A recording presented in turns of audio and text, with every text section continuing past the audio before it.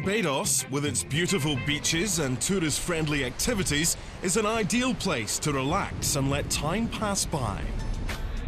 For the teams travelling to the Caribbean T20 from Europe and North America, it's a chance to get valuable off-season game time and more exposure to the format.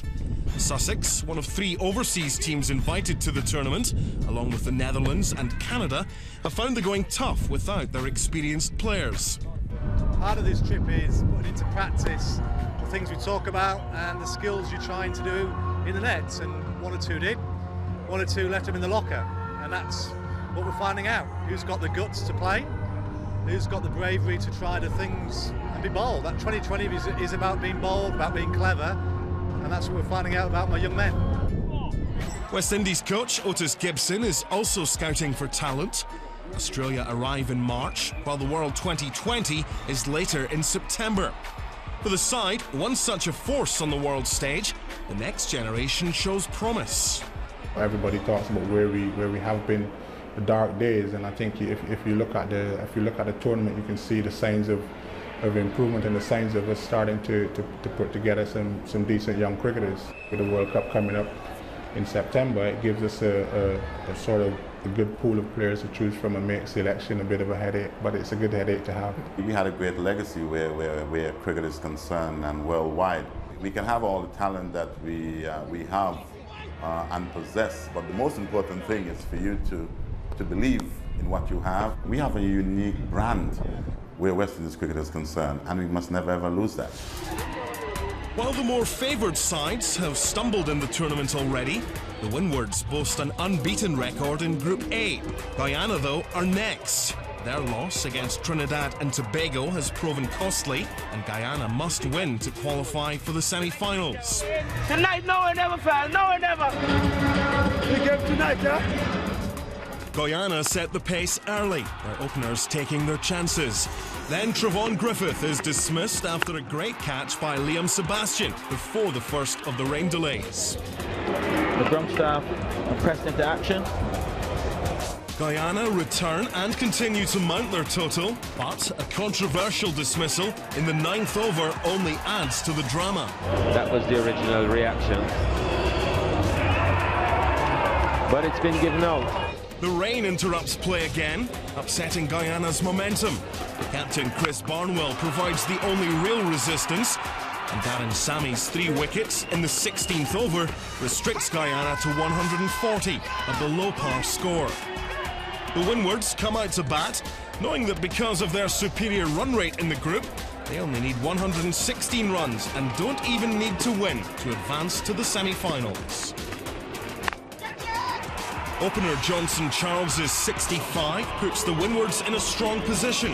And after a 3rd rain delay, the Duckworth-Lewis method is applied. So the Windwards now need 119 from 16 overs for victory. It's still slow going when Charles is caught and bowled. Sammy enters the game and immediately has an impact. Another big hit. But the captain fails to secure the runs required, departing 4 short of 116. Shane Shillingford, though, hits the target with a boundary. That's a straight hit for 4. This is the over that will clinch the match. It's 1 a.m. and with 1 run needed to win in the last ball of the match, Devon Smith delivers the final blow, sending the Windwards to the semi-finals and Guyana out of the tournament. It was an amazing comeback, you know. They made use of the power play overs. I think to start we didn't bowl the right lengths, but we admitted the wicket was a very good one, and the margin for error was slim. But we know the way Shillingford has been bowling, myself and Sebastian, we stand a chance of pulling it back, but today we needed to do so by taking wickets, and that we did. Yeah, I think it was very frustrating for the fellas, you know, after starting very well, and then the rain come into play and stop the momentum that we had going for us. In Group B, Jamaica have had 6 days to reflect on their loss to Barbados in Antigua. The defeat and the layoff has allowed coach Junior Bennett's group to refocus on their goals. With a win against the Netherlands, Jamaica will be through to the semi-finals. 2020. Take no one for granted.